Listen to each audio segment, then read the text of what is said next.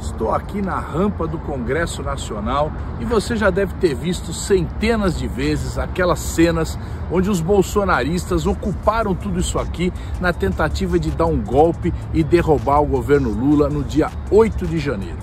Mas isso não começou nem terminou naquele dia. Isso começou muito tempo antes, quando Bolsonaro já queria implantar uma ditadura em nosso país. A divulgação das fake news ganhou corpo no Brasil.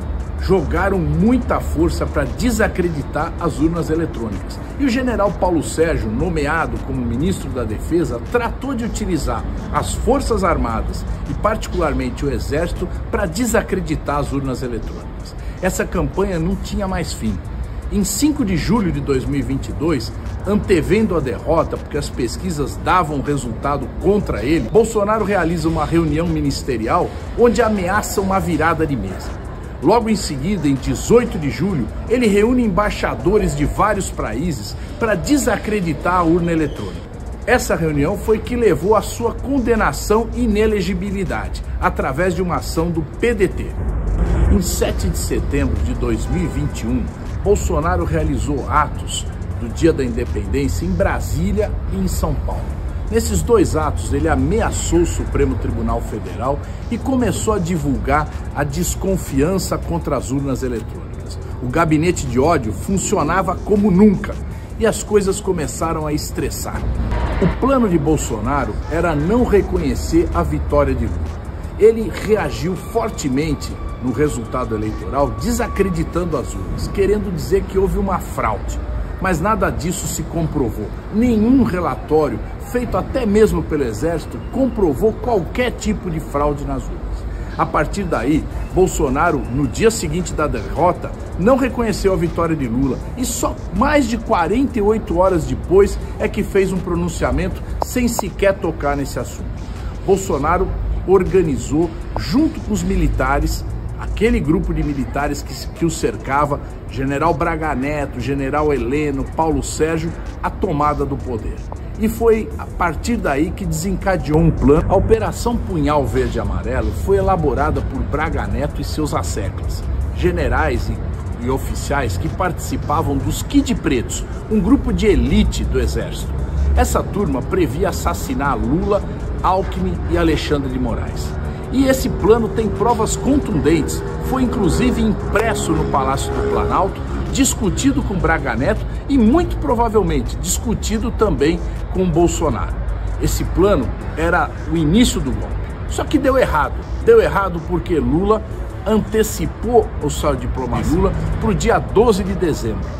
Nesse dia, eles tentaram invadir a Polícia Federal, quebraram carros, botaram fogo em ônibus, foi uma tentativa de desestabilização. Ao mesmo tempo, eles foram para as portas dos quartéis, ocuparam vários quartéis em todo o Brasil, especialmente o quartel-general do Exército aqui em Brasília.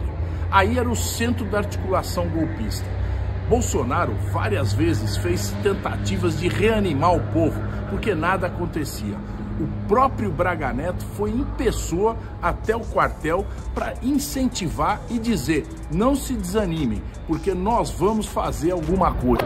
Além da ocupação da porta dos quartéis, da tentativa de invasão do prédio da Polícia Federal, os bolsonaristas fizeram outros atos terroristas. Colocaram bombas em torres de transmissão e, inclusive, armaram um atentado num caminhão-tanque no aeroporto de Brasília. Essa tentativa de explosão foi impedida e eles foram presos. Bolsonaro foi para os Estados Unidos, juntou milhões de reais através de uma vaquinha eletrônica e se preparou para o golpe. Dia 1º de janeiro, Lula tomou posse. E no dia 8 de janeiro, eles tentam uma mobilização que deu errado. Milhares de pessoas vieram ocupar a Praça dos Três Poderes, o prédio do Congresso Nacional, o prédio do Supremo Tribunal Federal e o Palácio do Planalto.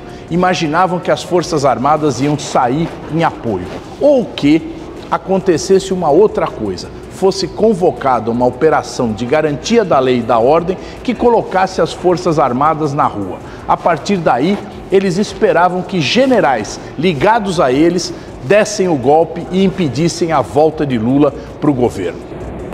No 8 de janeiro, os Kid Pretos entraram através das grelhas que tem aqui acima desse espaço iluminado naturalmente no Salão Verde da Câmara dos Deputados. Invadiram e destruíram tudo isso aqui. Foi uma tentativa de golpe que não deu certo. A partir daí, Alexandre Moraes prende diversos comandantes da Polícia Militar de Brasília, de pelotões do Exército e com isso chega no Coronel Mauro Cid.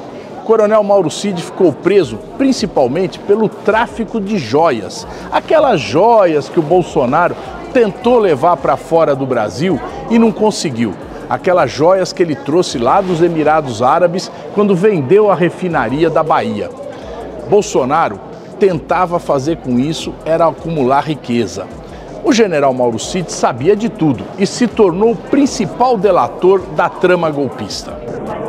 Mais de 300 pessoas já foram condenadas pelos atos de 8 de janeiro. E as investigações prosseguiram. Mauro Cid se tornou o principal delator de todo esse processo. E através das suas declarações à Polícia Federal, foi possível desvendar todo o processo do golpe.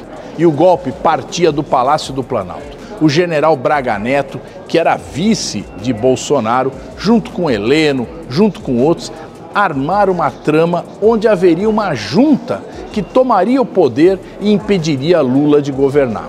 Essa junta, evidentemente, repassaria o poder depois a Bolsonaro. Esse projeto de golpe deu errado. Hoje, o general Braga Neto está preso.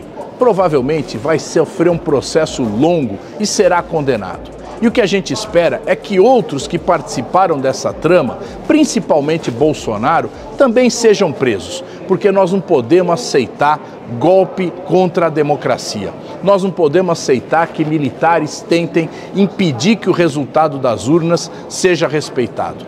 Vamos continuar lutando para que a democracia prevaleça no nosso Brasil.